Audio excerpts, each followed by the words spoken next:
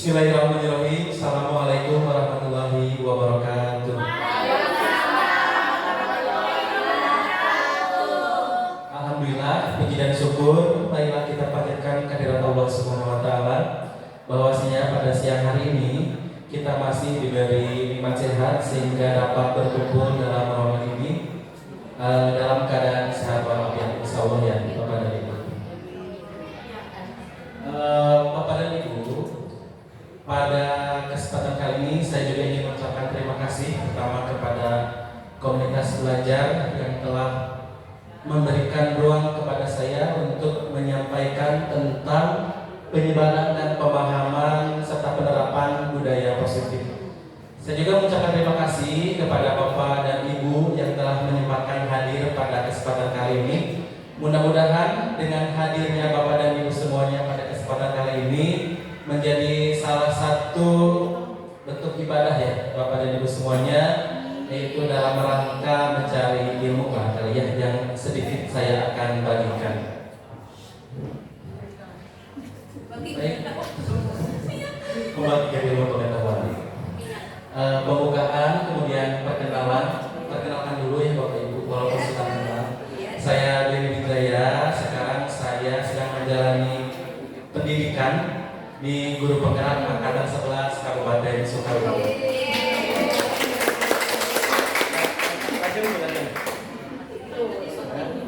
Oke, pada kesempatan kali ini saya akan menyampaikan tentang budaya positif. Mungkin pada ini tidak asing bagi Bapak dan Ibu karena sebelumnya sudah dibahas oleh beberapa orang rekan guru yang lain ya, diawali oleh Bu Lucy, kemudian Pak Yoga, dan yang masih baru, masih hangat oleh Bu Yuli ya. Walaupun demikian, mudah-mudahan dengan pengalaman tersebut, penguasaan kita terhadap konsep budaya positif ini semakin bagus ya, sehingga bisa menebalkan upaya kita untuk mewujudkan pendidikan yang positif yang berpihak pada muridnya seperti yang didengungkan oleh kurikulum mereka pada saat ini. Baik Bapak dan Ibu, untuk konsep inti dari budaya positif pertama yang dipelajari adalah perubahan paradigma belajar ya. Yang kedua disiplin positif, kemudian nilai-nilai kebajikan, kebutuhan dasar manusia, selanjutnya ada motivasi perilaku manusia, posisi kontrol guru, keyakinan kelas, dan yang terakhir segitiga restitusi. Bapak dan Ibu, mungkin secara teori ini ada yang baru mungkin mendapatkan, tapi secara pelaksanaan mungkin Bapak dan Ibu sudah jauh lebih jauh hari sudah melaksanakannya. Mungkin segitiga restitusi kurang familiar dengan kita, tapi mungkin prakteknya Bapak Ibu sudah lama melaksanakan hal tersebut. Jadi pada kesempatan kali ini selain saya memaparkan sedikit ilmu yang saya pelajari di modul yang ada di pendidikan calon guru penggerak, ya. Jadi nanti ketika pada pelaksanaannya, jika Bapak Ibu ada yang mau membagikan pengalaman mungkin ya, terus merefleksikan segala hal yang telah dilakukan selama ini, boleh ya. Jadi konsep diskusi kita kali ini adalah bukan saya pemateri kemudian ada pertanyaan saya menjawab, tapi kita saling berbagi ya Bapak Ibu. Mungkin dari pengalaman Bapak Ibu lebih banyak dan lebih luas itu pengalaman tentang penerapan budaya positif di lingkungan sekolah. Baik, kita lihat perubahan paradigma. Paradigma itu apa Bapak Ibu? Ada yang pernah membaca paradigma itu apa? Berbahasa Indonesia. Seperti para hadirin. Mindset, paradigma, kerangka berpikir atau cara berpikir juga bisa ya. Bisa disimak bersama Bapak Ibu. Nah di sini ada sebuah ilustrasi tentang kegiatan yaitu kepalan tangan. Jadi mengepalkan tangan, ngepelkan tangan, sana ngepel sangu atau kejo aja ya, bukan ya. Kita simak Bapak Ibu, dan di sini ada bacaan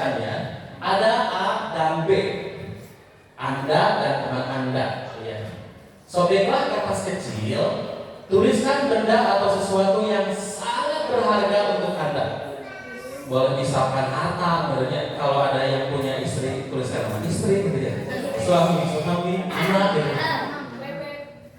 Tidak termasuk BBM-nya.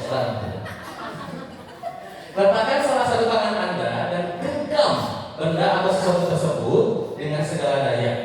Buatlah sebuah kepalan. Atau siapa Ibu ya? Ya. Teman Anda, si B, akan mencoba dengan sekuat tenaga dengan berbagai cara untuk meminta Anda memberikan benda tersebut. B bisa membujuk, ayo dibuka caranya, mengancam, menghardik, merayu, menyuap, atau apa saja agar dapat membuat kepalan tangan Anda terbuka. Nah, pertanyaannya, jika Anda adalah A, apakah akan membuka kepalan tangan atau tetap mengepalkan tangan? Kira-kira. Coba diulang lagi yang tadi. Letak, tuliskan benda atau sesuatu yang hanya dituliskan. Iya, dituliskan. Iya, tapi kemudian di sana letakkan tangan Anda dan genggam benda itu, artinya benda itu lepaskan. Iya. Benda yang menuliskan benda yang Iya, Iya. artinya lepaskan, bukan Iya. bendanya ya. Bukan. Iya, kertasnya. kertas ya. Genggam kertas. Ada kertas. Mana ya? Iya. Oh iya, iya betul Bu. Jadi bendanya dalam bentuk tulisan di dalam kertas. Benda berarti kertas. Mohon. Iya. Jadi nama bendanya dituliskan dalam kertas. Yang digenggam oleh kita adalah kertas. Tuh. Mana Bu dilanjut? Jika Anda adalah A, apakah akan membuka kepalan tangan atau tetap mengepalkan tangan? Coba yang B-nya tadi belum disimak. Si B, misalkan saya A. Karena tadi kan fokus ke sana. Oh, iya, Benda, betul. padahal kertas kan. Iya. Saya A, kemudian saya menuliskan benda yang menurut saya paling berharga tapi dalam bentuk tulisan di kertas. Kemudian kertasnya digenggam dengan sekuat tenaga. Kemudian si B, teman kita, akan meminta membuka si kepala tangan kita dengan bisa dengan cara merayu, memaksa, menghardik dan sebagainya, mengancam bisa. Kira-kira kalau kita jadi si A, apa yang akan kita lakukan? Apakah dengan sukarela membuka kepala tangan kita atau bagaimana kira-kira? Oke, mempertahankan. Terus apa lagi? Tergantung situasi. Tergantung situasi, tergantung tawarannya juga mungkin ya.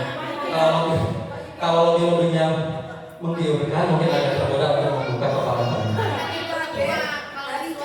Kata ibu mah hanya sekertas tidak akan sekeras, iya sekeras kenapa enggak kasih tangan? Oh, iya, Kecuali betul. kalau sesuatu yang sangat berharga itu sudah menjadi benda. Iya. Ya, kalau kertas mah kan ketika diminta apa susahnya kan gitu ya. Iya. Betul. Ini hanya ilustrasi saja mungkin Bu ya. Ini hanya ilustrasi saja. Iya, tentang sesuatu hal yang berharga menurut kita. Kira-kira bagaimana? Menurutnya kan pasti kita akan mempertahankan. Iya betul, Ya, akan mempertahankan. Betul. Iya betul. karena berharga ya. Iya. Salah satu jawabannya adalah akan tetap mempertahankan apa yang menjadi sudah milik kita, gitu ya. Iya. Bu. Dalam kegiatan ini, jadi menuju ke sini. Siapa yang memegang kendali atau kontrol untuk membuka atau menutup kepala tangan kita? Iya. Jadi sepenuhnya kontrol itu berada di diri kita sendiri. Baik Bapak Ibu, kita lanjutkan ya. Pembelajaran dengan paradigma baru. Nah, pembelajaran dengan paradigma baru ini dirancang berdasarkan prinsip pembelajaran berdiferensiasi, sehingga setiap siswa belajar sesuai dengan kebutuhan dan tahap perkembangannya. Pada ujungnya nanti akan bermuara pada profil pelajaran Pancasila yang sedang kita laksanakan ya di setiap proyek-proyek itu, yang ada 5, yaitu mandiri, beriman dan bertakwa, kemudian berkebinekaan global, bergotong royong, kreatif dan bernalar kritis. Oh ya maaf. Mandiri satu lagi Iya. Apa Bu? Oh, iya. Selanjutnya, nah di sini ada tadi ilustrasinya adalah mengepalkan tangan. Yang diilustrasikan di kepalan tangan kita itu ada sesuatu yang berharga menurut kita. Nah di sini ada miskonsepsi tentang teori kontrol. Pertama, ilusi guru dapat sepenuhnya mengontrol murid. Ya. Yang kedua, ilusi bahwa semua perbuatan positif, efektif dan bermanfaat. Yang ketiga, ilusi bahwa kritik dan membuat rasa bersalah mampu menguatkan karakter. Yang keempat, ilusi bahwa orang dewasa berhak memaksa. Nah, berikut penjelasannya. Silakan Bu dilanjut. Yang pertama, ilusi guru mengontrol murid. Bisa disimak Bapak Ibu tulisannya di depan. Pada dasarnya kita tidak dapat memaksa murid untuk berbuat sesuatu. Itu secara alamiah ya. Karena semua orang punya independen sendirinya untuk mempertahankan apa yang dia punya atau prinsip yang dia yakini seperti itu. Jadi kalau murid tersebut memilih untuk tidak melakukannya, walaupun tampaknya guru sudah sedang mengontrol murid, hal demikian terjadi karena murid sedang mengizinkan dirinya untuk dikontrol oleh orang lain. Jadi kalau misalkan kita di kelas sering menemukan misalkan saya ketika mengajar fisika, ketika mengabsen singkulannya gitu para robo gitu ya. Jadi kedatangan kita teh seolah-olah tidak diharapkan gitu ya. Berarti ya. Berarti pada kondisi tersebut anak belum mengizinkan dirinya untuk dikontrol oleh guru. Nah, saat itu bentuk kontrol guru menjadi kebutuhan dasar yang dipilih oleh murid tersebut. Nah, ketika si murid menurut teori ini ya, ketika si murid sudah mulai memperhatikan guru, berarti dia sudah apa? Sudah mengizinkan dirinya untuk dikontrol oleh guru dan menganggap bahwa belajar adalah salah satu kebutuhannya. Jadi kalau misalkan, kalau menurut asumsi saya, ketika kita menemukan siswa yang cenderung tidak mau diatur, tidak abai lah gitu, kita menjelaskan dia punya acara sendiri di belakang misalkan, berarti pertama dia belum mau dikontrol oleh orang lain. Dan yang satu lagi adalah apa? Dia belum menjadikan belajar sebagai suatu kebutuhan. Jadi patujaiahnya, orang ingin memberikan pembelajaran yang terbaik bagi siswa, tapi siswanya merasa tidak butuh gitu. Makanya masalah-masalah di kelas mungkin salah satunya timbul dari persoalan tersebut, antara tidak mau dikontrol dan belum menjadikan belajar sebagai suatu kebutuhan. Itu ya yang saya pahami Bapak Ibu. Dilanjutkan Bu. Ilusi bahwa semua perbuatan positif, efektif dan bermanfaat. Betul ya. Pengalaman saya meyakini bahwa hal perbuatan positif yang diberikan kepada siswa itu sangat efektif dan bermanfaat. Tapi menurut proyek ini katanya perbuatan positif atau rujukan adalah bentuk-bentuk kontrol. Segala usaha untuk mempengaruhi murid agar mengulangi suatu perilaku tertentu adalah suatu usaha untuk mengontrol murid tersebut. Jadi sama ya, walaupun niatnya positif, tapi ketika si murid belum membuka dirinya untuk dikontrol oleh orang lain atau guru, maka usaha dari guru akan sia-sia atau tidak berhasil. Oke, yang selanjutnya. Lanjut ya. Ilusi bahwa semua perbuatan positif, efektif dan bermanfaat. Kita lihat. Oke. Perbuatan positif atau rujukan dalam bentuk-bentuk kontrol. Kemudian dalam jangka waktu tertentu kemungkinan murid tersebut akan menyadarinya dan mencoba untuk menolak rujukan kita, atau bisa jadi murid tersebut menjadi tergantung pada pendapat sang guru untuk berusaha. Ya, jadi yang jelas perkembangan dari seorang murid itu memang harus berasal dari dirinya gitu ya.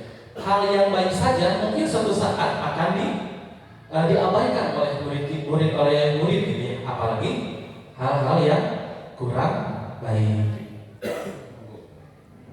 Yang selanjutnya, ilusi bahwa kritik dan membuat rasa bersalah mampu menguatkan karakter.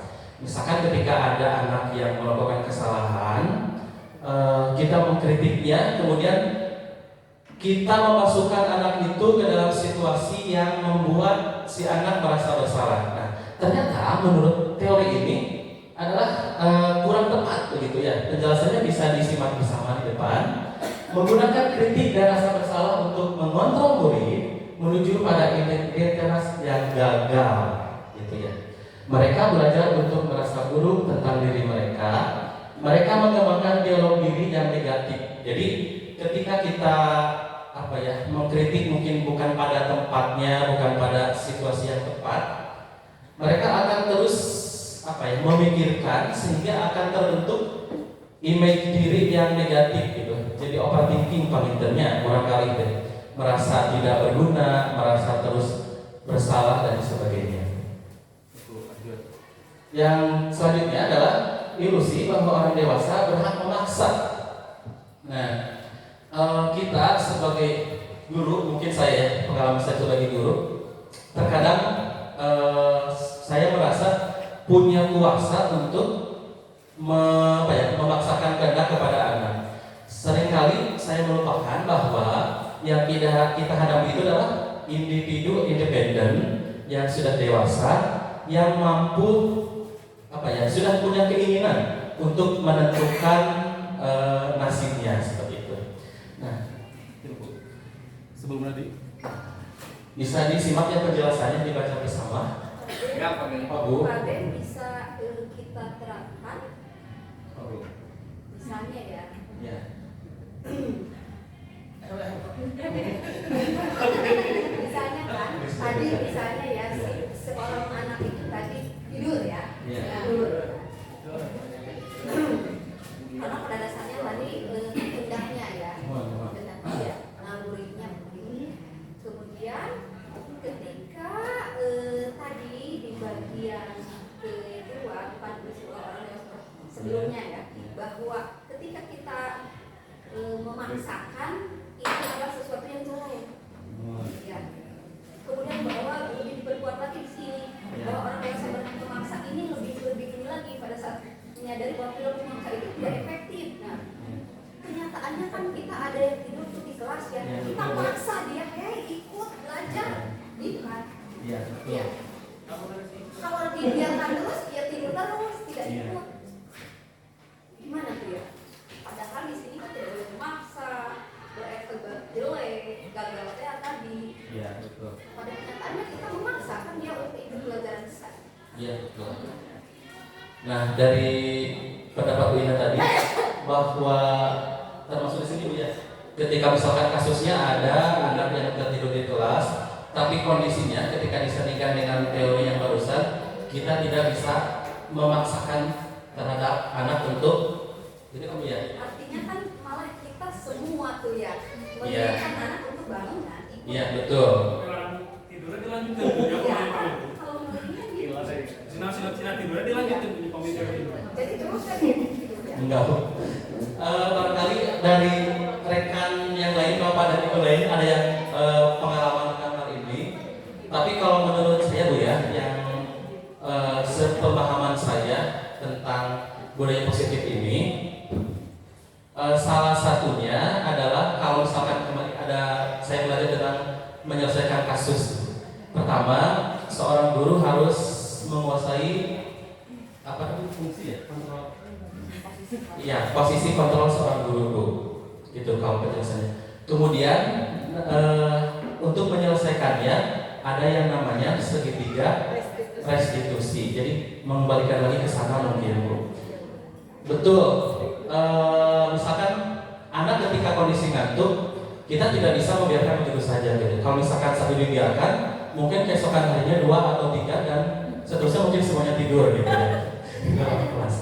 Begitu Bu. Jadi ada situasi, kalau situasi tersebut kita pertama bisa menyelesaikan dengan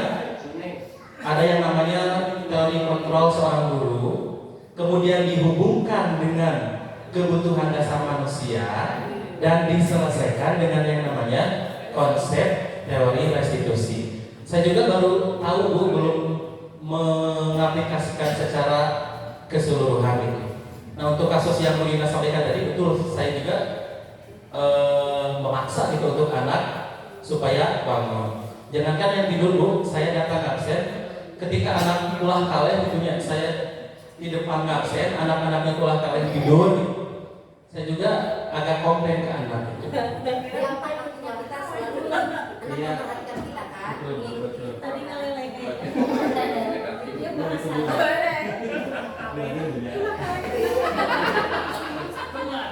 Baik, kepada Ibu, yang selanjutnya adalah mengubah paradigma stimulus respon ke pendekatan teori kontrol.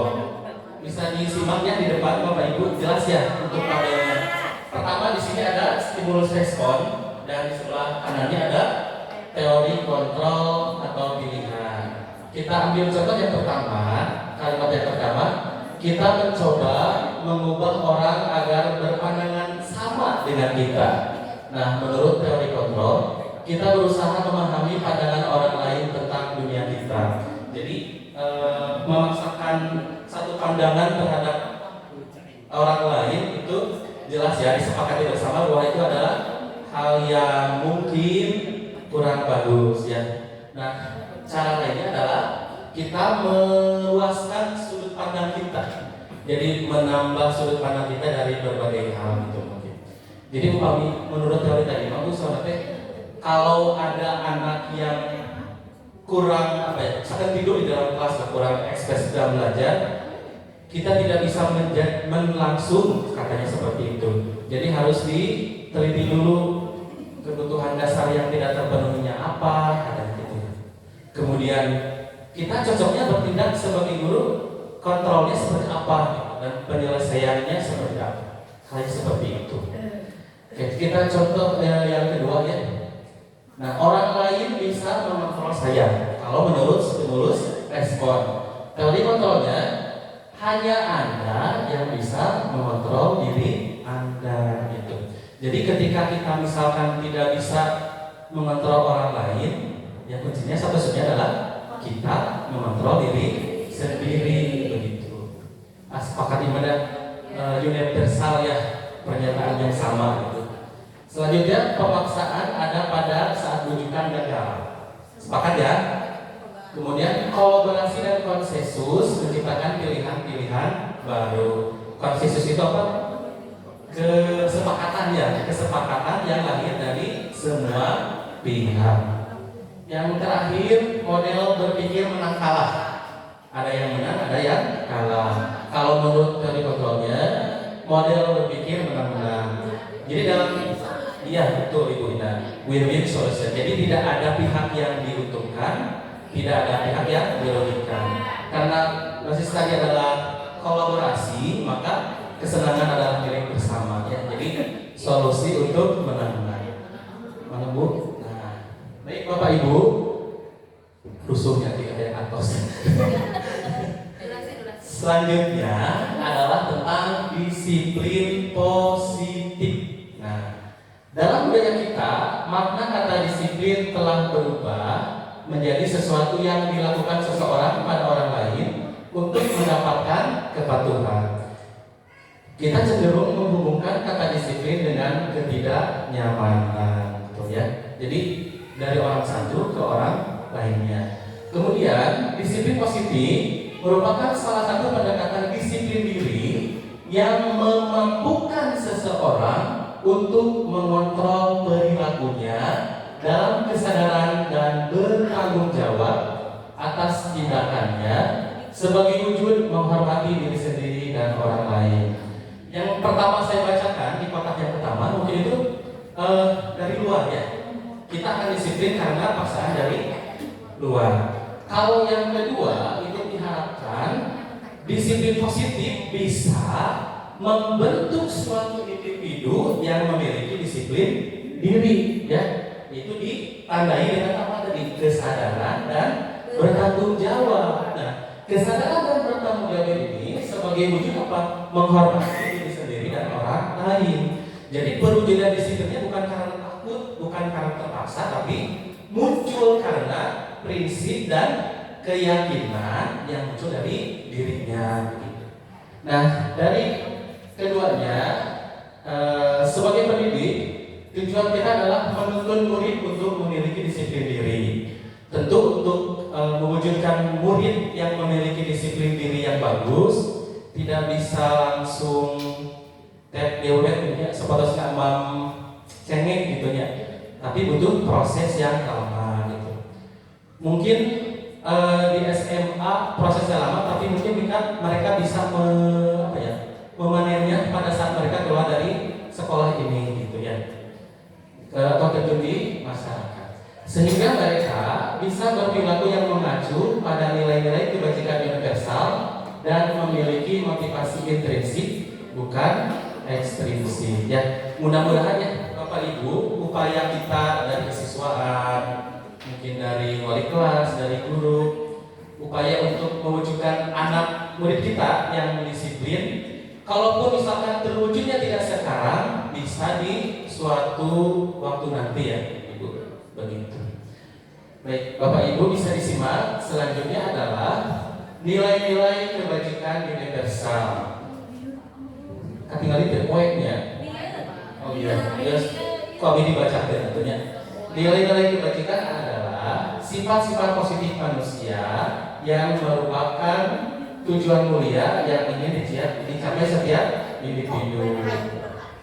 Ya, yang kedua, nilai-nilai kebajikan universal adalah nilai yang disepakati bersama lintas bahasa, suku, bangsa, agama maupun latar belakang. Ya, contoh yang paling mudah adalah tentang profil pelajar Pancasila yang tadi sudah disampaikan. Dilajengnya Bu. Nah, lanjutannya ya, nilai-nilai kebajikan itu nilai-nilai apa tadi? Yang disepakati bersama, terlepas dari suku bangsanya apa, agamanya apa, bahasa maupun latar belakangnya. Nah, biasanya nilai-nilai kebajikan ini muncul dari suatu konferensi. Misalnya kalau misalkan dulu saya ingat belajar PKN ya, pendidikan kewarganegaraan waktu SMA di kelas 11, ada misalkan konvensi atau traktat ibunya yang suka memunculkan nilai-nilai perjanjian ibu ingat beras yang disepakati bersama. Nah, di sini contohnya adalah profil pelajar Pancasila ya, IBO Primary Years Program, PYP, ada toleransi, rasa hormat dan komitmen ujungnya. Kemudian ada keterampilan hidup atau life skill, dapat dipercaya, lurus hati, kemudian tidak merendahkan orang lain dan memberikan yang terbaik dari diri, baik untuk dirinya sendiri maupun untuk lingkungannya. Nah, yang selanjutnya di sini Bapak Ibu adalah kebutuhan dasar manusia. Apa itu kebutuhan dasar manusia? Nah, segala sesuatu yang kita lakukan untuk mendapatkan apa yang kita inginkan, gitu ya. Kemudian kebutuhan dasar manusia bisa juga disebut sebagai seluruh tindakan yang kita lakukan. Nah, itu memiliki tujuan tertentu ya. Jadi segala aksi yang kita lakukan itu pada dasarnya memiliki tujuan yang jelas ya, atau tujuan tertentu. Kemudian semua usaha terbaik yang kita lakukan adalah dalam rangka agar kebutuhan dasar kita terpenuhi dengan baik. Bapak Ibu bisa dilihat, mungkin Bapak Ibu juga sudah tahu ya, untuk kebutuhan dasar manusia itu ada berapa di depan? Ada 4. Yang pertama ini paling basic yaitu bertahan hidup ya, tentang kebutuhan dasar itu bertahan hidup. Kemudian ya maaf.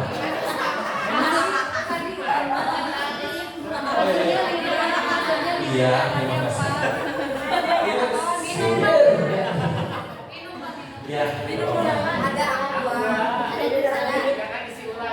ya, salah satu kebutuhan dasar ya. Ternyata, iya.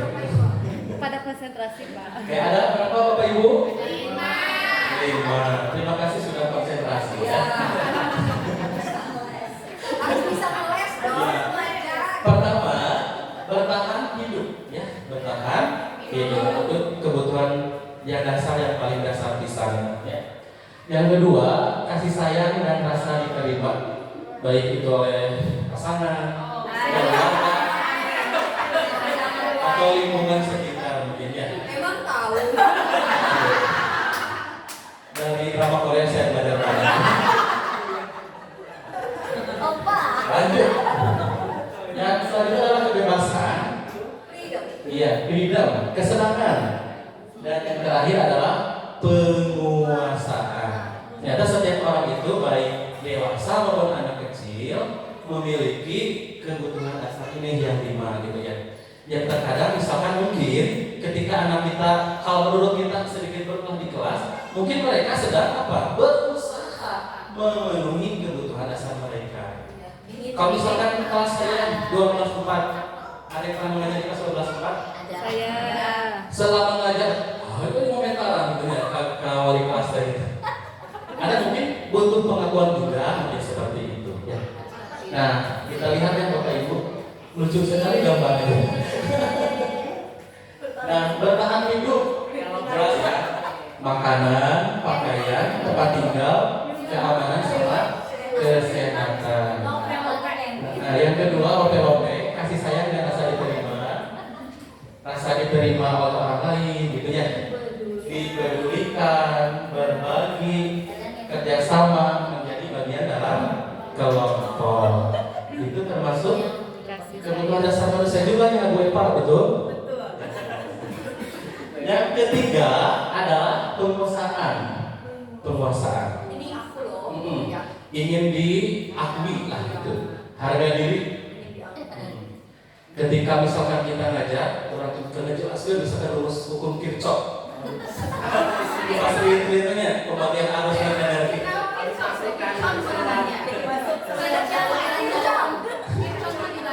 Ya, Kirchhoff dibagi.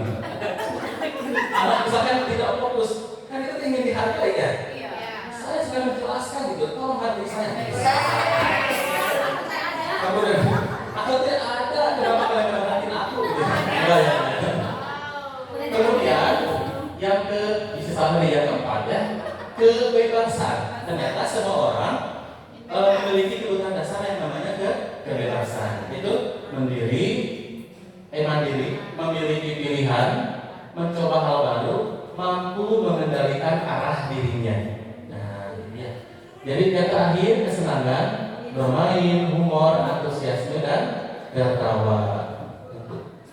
Nah, selanjutnya di sini ada motivasi perilaku manusia. Ya, secara umum kan motivasi itu ada dua ya. Ada yang datangnya dari luar, ekstrinsik, ada yang berasal dari dalam diri kita atau intrinsik. Nah, penjelasannya pertama untuk menghindari ketidaknyamanan atau hukuman. Berarti apa di sini?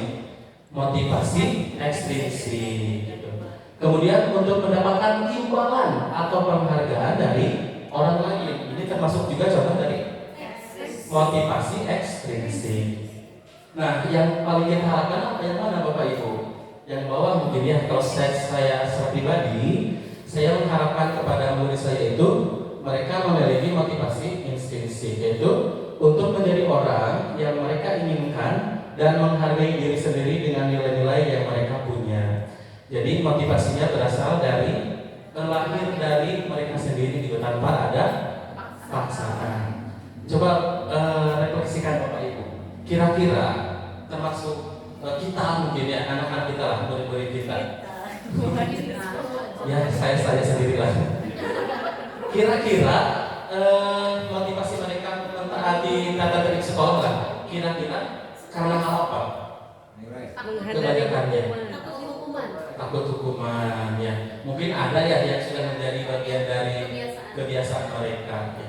Mudah-mudahan saja seiring berjalannya waktu ya, dari berbagai upaya dari sekolah, kesiswaan, keagamaan, guru, wali kelas, yang awalnya mungkin sekarang dianggap sebagai suatu paksaan karena takut dihukum gitu. Mudah-mudahan suatu hari nanti motivasi tersebut berubah menjadi motivasi yang memang berasal dari diri, ya, dari kepatuhan mereka sendiri, betul Bu, dari dalam diri mereka sendiri. Baik, selanjutnya, nah di sini ada perbedaan apa? Yang pertama itu hukuman, konsekuensi dan restitusi. Nah, baca tuh Bapak Ibu. Biar suami dibaca aja. Hukuman. Ciri-cirinya tidak terencana atau tiba-tiba.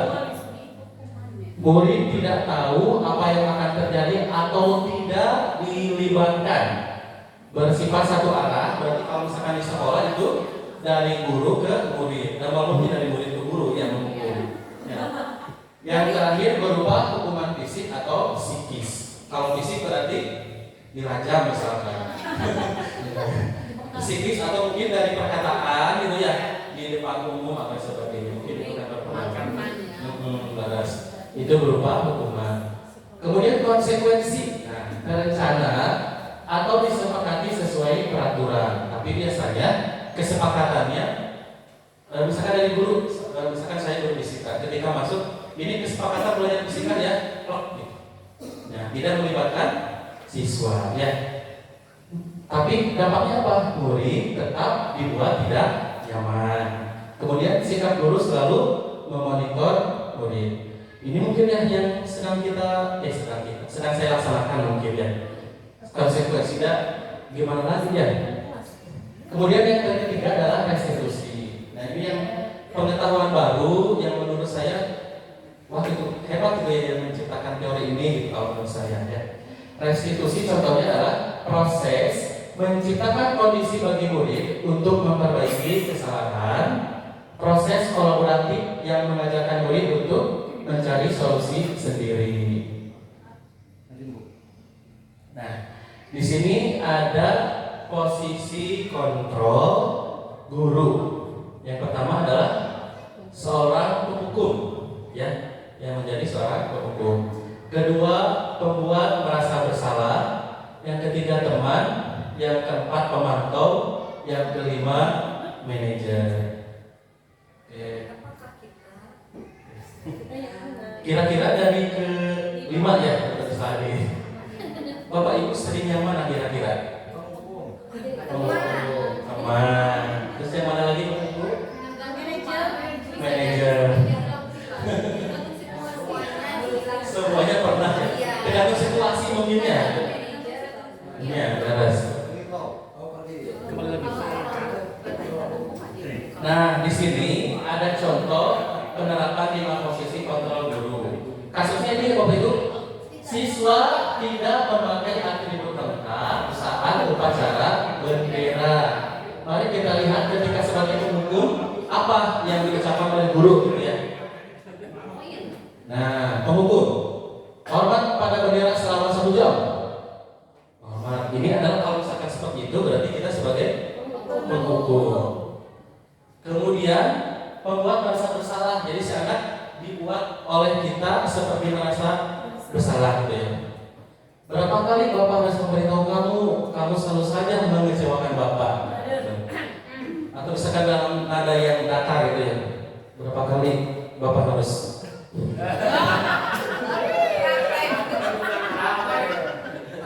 Lagu. Ini lagi ya. Iya. Kan ya. Iya. Siswa tidak memakai atribut lengkap saat upacara bendera ya. Jadi kita menghukum dia ya. Padahal tadi kalau hukuman itu mah ujuk-ujuk.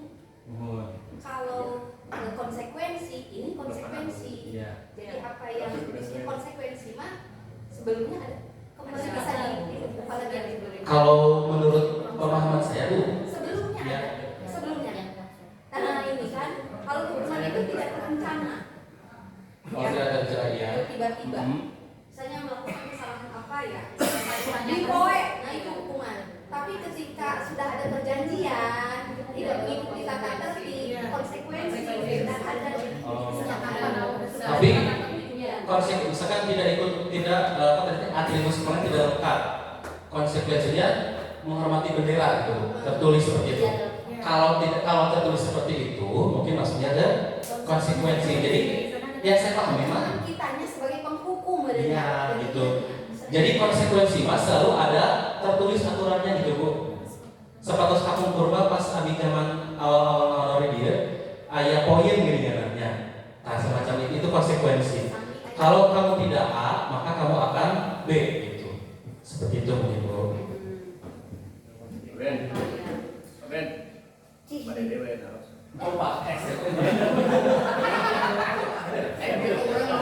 Jadi ini teh pemahamannya sedikit, harus menjelaskan yang banyak. Gak apa-apa ya bapak ibu yang belajar berbicara di depan di parlemen saya. Tidak berbicara. Iya. Kalau Yang ketiga sebagai teman. kalau kita sebagai teman. Nah, ya, ayo dong ikut ke sekolah. Semangat ya, semangat ya. Tolong bantu bapak yang sekali ini ya. Sudah tidak apa-apa. Lain kali jangan sampai berbuat seperti ini lagi ya. Atau misalkan gini, kamu kenapa kesiangan? Misalkan kesiangan. Ya udah masuk. Jangan duduk dulu tos dulu sama bapak. Jangan seperti itu. Emang Pak Ben, kebiasaan malah jadi ngelunjak. Gitu. Ya, lanjut ya. Yang keberapa Bu? Pemantau.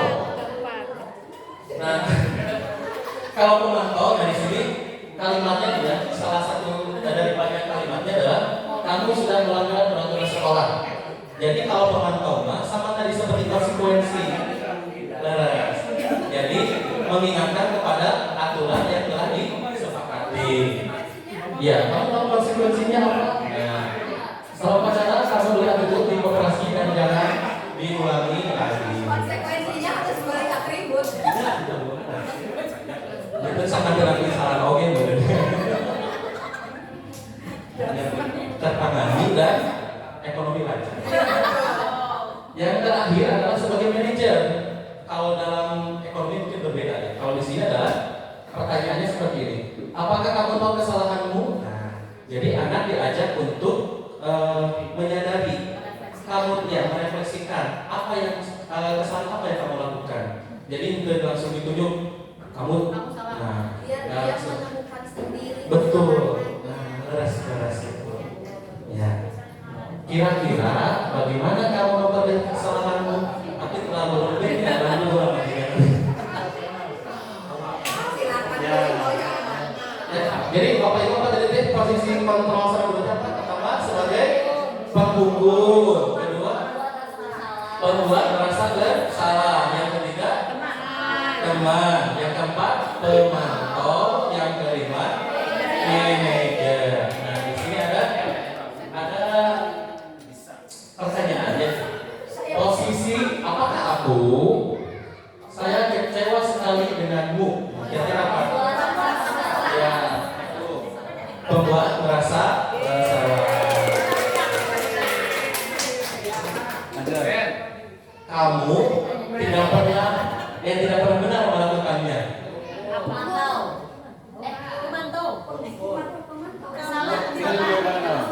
Oh,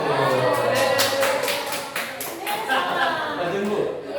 Apa rencanamu untuk menyelesaikan masalah ini? Ayolah, lakukan yang itu ya.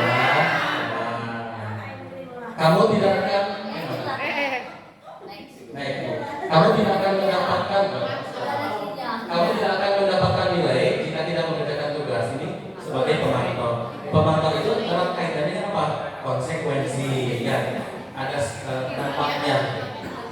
Nah, yang selanjutnya adalah keyakinan kelas. Mundur kembali. Ini pokoknya dari Bu Rima. Mengapa keyakinan kelas? Kenapa harus namanya keyakinan kelas? Tidak peraturan kelas. Kenapa? Kita lihat jawabannya. Nah, sini ya.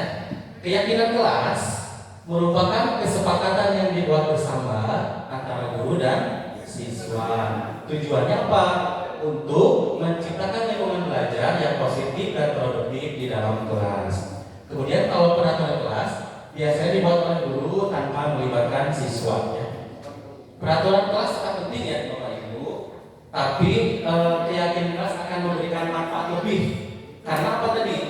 Karena dalam pembuatannya melibatkan siswa di dalamnya. Izin Bu. Nah, kemarin saya mencoba untuk membuat keyakinan kelas karena salah satu tugas seperti itu ya. Hal-halnya yang pertama adalah bersifat abstrak, seperti disiplin ketika kan abstrak ya, berupa pernyataan universal, artinya bisa disepakati oleh semua dan berbagai kalangan. Kemudian dibuat dalam pernyataan positif, sedikit saja consider, misalkan 3 poin atau 4 poin maksimal, supaya mudah diingat. Sesuaikan dengan kondisi kelas dan sekolah sehingga mudah diterapkan. Mungkin kalau misalkan datang masuk jam berapa gitu. Kita kan letaknya di daerah yang mudah akses gitu ya, akses kendaraan. Berbeda halnya mungkin ketika keyakinan kelasnya sekolahnya berada di daerah yang akses kendaraannya tidak lancar, mungkin berbeda ya. Semua warga sekolah atau ya warga kelas dilibatkan saat membuat keyakinan kelas.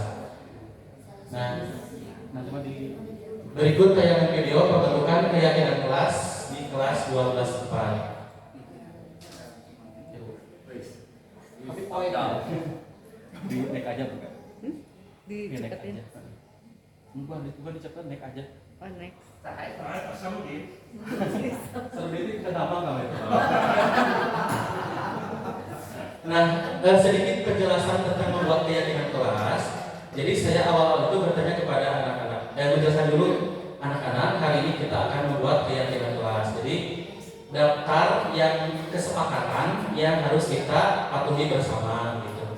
Kemudian saya menyuruh anak-anak saya 12/4, coba menurut kalian aturan apa atau apa yang harus apa yang harus ada di kelas ini. Misalkan kemarin ada yang menyebutkan jangan membuli gitu. Jadi masih kalimat negatif ya, jangan membuli misalnya. Terus jangan suka melempar-lempar kertas gitu. Nah, dari kalimat itu kan suka banyak yang seperti itu. Jangan membuli, jangan melempar-lempar kertas, jangan mengambil barang orang lain, jangan menghina. Nah, dari beberapa kalimat itu bisa kita gabungkan dengan cara apa? Kalau positifnya saling menghargai atau saling menghormati. Jadi kemarin yang terpilih itu dikerucutkan saling menghormati atau menghargai, kemudian disiplin, satu lagi bertanggung jawab. Yang terakhir mungkin ya Bapak Ibu, segitiga restitusi, yaitu suatu proses dialog yang dijalankan oleh guru agar dapat menghasilkan murid yang mandiri dan bertanggung jawab. Nah, di sebelah kanannya ada sebuah gambar itu yang dikenal dengan segitiga restitusi ya, yang sebagian orang juga sudah mungkin tahu ya. Apa itu? Yang pertama ada menstabilkan identitas, nanti kita bahas ya. Yang kedua validasi tindakan yang salah. Yang ketiga menanyakan keyakinan. Nah, menstabilkan identitas. Nah, berdasarkan prinsip pembuat kesalahan adalah bagian dari proses pembelajaran. Jadi kita menanamkan pada siswa bukan menormalisasi bahwa kesalahan itu boleh, bukan. Tapi membuat kesalahan itu adalah bagian dari proses belajar dalam hidup yang tentunya kedepannya tidak boleh diulangi lagi seperti itu. Nah, kata-katanya gini ya, saya juga mengambil dari modulnya. Tidak ada manusia yang sempurna, misalkan Bapak atau Ibu tidak mau mencari siapa yang salah, tapi Ibu atau Bapak ingin mencari solusi dari permasalahan ini. Ini untuk pada tahap menstabilkan identitas. Kamu berhak merasa begitu, misalkan seperti itu. Atau misalkan kemarin saya mencoba mempraktekkan segitiga restitusi ini pada kelas 12/4 ya. Yang pertama, anaknya tidak hadir, kabur pada pelajaran PAI. Yang kedua, tidak hadir pada pelajaran matematika ya Pak. Dicoba gitu ya. Yang kedua, validasi tindakan yang salah. Berdasarkan prinsip setiap perilaku memenuhi suatu kebutuhan tertentu. Nah, pertanyaannya mungkin kalimatnya bisa seperti ini. Kamu pasti punya alasan mengapa melakukan hal itu. Kamu patut bangga karena telah melindungi sesuatu yang penting buatmu. Kamu melakukannya karena mempertahankan sesuatu yang penting bagimu. Dan yang ketiga adalah menanyakan keyakinan kelas. Berdasarkan prinsip teori kontrol, bahwa pada dasarnya kita termotivasi secara intrinsik. Jadi pada tahap menanyakan keyakinan kelas ini kita memunculkan walaupun kecil ya motivasi intrinsik yang dimiliki oleh siswa. Apa keyakinan kelas kita? Kalau misalkan anak saya kembali tidak hadir di pelajaran PAI dan matematika, mengakui Pak, tidak hadir. Komite dipanggil ke depan. Kurang ke Bapak, alasannya kira-kira kenapa dipanggil oleh Bapak? Tidak hadir langsung menjawab katanya. Kalau Sidik sama Eki, kesalahan apa tidak hadir pada pelajaran PAI? Ketika dipakai emang ada hal lain yang membuat mereka tidak hadir. Kan pada waktu itu ada di tes membaca gitu, jadi belum lancar mungkin seperti itu. Nah, oke. Berikut adalah tayangan video penerapan segitiga restitusi dalam menyelesaikan masalah siswa. Ini saya lakukan kemarin di kelas 12/4. Untuk pertama, seperti biasa, emang iya saja anak ya. Mereka ketika ditanya kenapa alasannya kemarin pelajaran PAI tidak hadir, menjelaskan dengan panjang lebar. Kesiangan, misalkan untuk Andre yang matematika. Kenapa kesiangan? Karena berangkatnya siang dari rumah. Ya kenapa bisa siang dari rumah? Karena malamnya begadang. Udah gitu. Keesokan harinya berarti tidak? Tidak ya. Dan diulangi lagi. Mungkin refleksinya bagi kita adalah sudah terus-terusan berenya. Kalau misalkan kata kepala sekolah waktu sidang kenaikan kelas, kalau home visit 10 kali itu baru sih, bukan sudah 10 kali. Mungkin di sini adalah diperlukan kesabaran yang kuat untuk menghadapi situasi anak yang Bapak Ibu dan kita semua hadapi pada saat ini. Nah itu mungkin Bapak Ibu. Lanjut Bu. Nah ini dengan Andre lanjut. Lanjut. Nah, lanjut. Nah, ini yang terakhir ya Bapak Ibu, kita ada kasus di sini. Kita menggunakan teori kontrol seorang guru, kemudian segitiga restitusinya ya. Coba Bapak Ibu, katingali deh, kayak kalau dibaca katanya. Menyelesaikan kasus pajak. Dan mungkin kalau dibaca ya. Ibu Dani sedang menjelaskan pelajaran bahasa Inggris di papan tulis. Namun, beliau memperhatikan bahwa Fajar malah tidur-tiduran dan tampak acuh tak acuh pada pelajarannya. Kemudian Bu Dani kan selalu bertanya, Fajar, coba jawab pertanyaan nomor 3, maju ke depan dan kerjakan di papan tulis, kata Ibu Dani. Fajar pun tampak malas-malasan maju ke depan dan sampai di depan papan tulis pun Fajar hanya diam terpaku sambil memegang buku bahasa Inggrisnya dan memainkan spidol di tangannya. Ayo Fajar, makanya jangan tidur-tiduran, lain kali perhatikan. Sudah sana duduk kembali, kira-kira siapa yang bisa? Kata Ibu Dani. Fajar pun kembali duduk di bangkunya. Hal seperti ini sudah sering kali terjadi pada Fajar, seperti tidak memperhatikan, acuh tak acuh dan nilainya pun tidak terlalu baik untuk pelajaran bahasa Inggris. Ketika ditegur pun, Fajar hanya menjawab tidak tahu Bu. Nah, kira-kira menurut pemahaman Bapak Ibu, posisi kontrol apa yang diambil oleh Ibu Dani dalam pendekatannya kepada Fajar? Merasa bersalah. Kemudian apa lagi? Penghukum ada nggak? Sebagai teman ada tadi kalimatnya? Ada tapi lebih ke. Oke, kita lihat jawabannya. Nah, posisi kontrolnya adalah membuat merasa bersalah. Tergantung dari kalimatnya mungkin ya. Saya menuliskan ini. Ibu nanti menjawab diri, bagaimana kamu Fajar? Ibu sudah sampai-sampai mengajar kamu, tidak kasihan sama ibu. untuk sebagai penghukumnya, nah itu dia menyuruh pacar untuk mengerjakan soal ke depan. Apanya? Contoh penghukum gimana? Penghukum. Ya, itu. Ya, dengan kalimat yang tegas sebenarnya ya. Ayo pacar, kerjakan ke depan. Ya. Lanjut Bu. Membaca sikap pajar, kira-kira ternyata ketika anak ada yang dalam tanda kutip berulah seperti itu, ternyata ada kebutuhan dasar yang belum terpenuhi atau mereka berusaha untuk memenuhi kebutuhan dasarnya pada saat pembelajaran gitu. Kira-kira kebutuhan apa yang dikeluarkan oleh pajar? Makan ya. Kira-kira apa? Kita lihat ya Bapak Ibu jawabannya. Dalam kasus ini sikap pajar membutuhkan penguasaan dan kebebasan. Jadi bebas, tidak mau Belajar. ya tidak mau belajar, benar seperti itu ya. Oke. Lanjut. Nah, apabila Anda sebagai guru lah atau misalkan ya yang di sini guru, kira-kira tindak lanjutnya gimana coba? Oh ya, balik ke waktu sebentar. Lanjutannya kali seperti ini.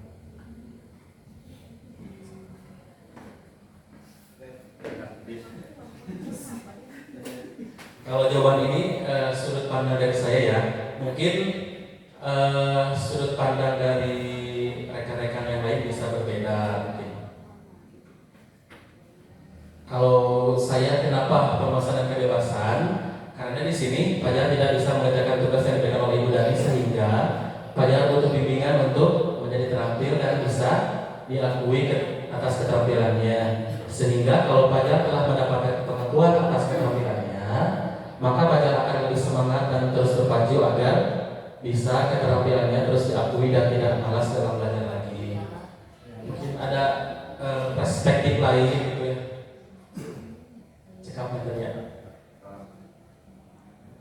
Kira-kira, nah apabila Anda guru lah atau kepala sekolah di sekolah Pajar dan mengerti hal ini, kira-kira akan mengambil tindakan seperti apa? Memposisikan diri sebagai apa berarti? Sebagai manajer ya. Mau tidak mau sebenarnya. Yang hal yang paling penting adalah sebagai manajer. Pertama, mengetahui kebutuhan dasarnya daripada apa. Siapa tahu anak tersebut di lingkungan keluarganya memang tidak utuh mungkin seperti itu. Karena kan seperti itu ya. Seperti yang dikeluhkan oleh pengajar kelas 10 sekarang kan yang agak ramai gini kan gitu ya. Mungkin salah satunya kenapa anak bisa bertindak seperti itu mungkin ada kebutuhan dasar yang sedang mereka berusaha penuhi mungkin seperti itu.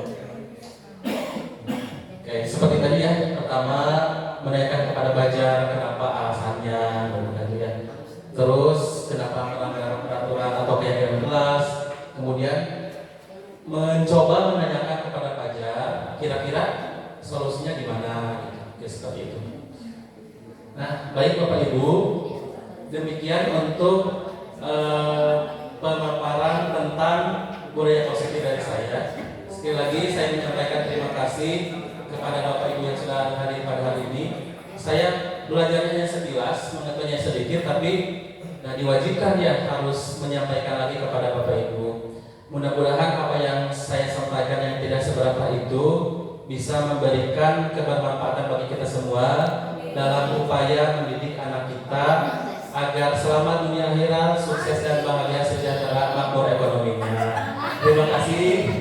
Sekali lagi terima kasih ya Bapak Ibu. Assalamualaikum.